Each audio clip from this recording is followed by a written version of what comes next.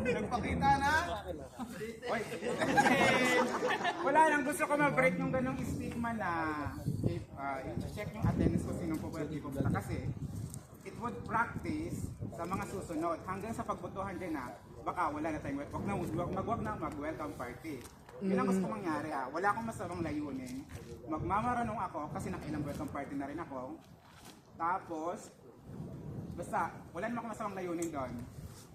So kahit sabi ni Paigid yun, it's below the belt, down sa sinasabi kong gano'n.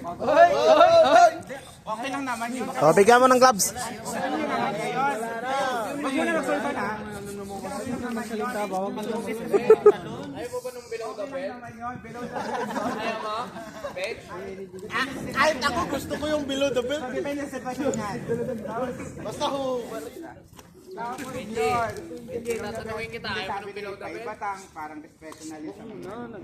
Well, valid naman yun.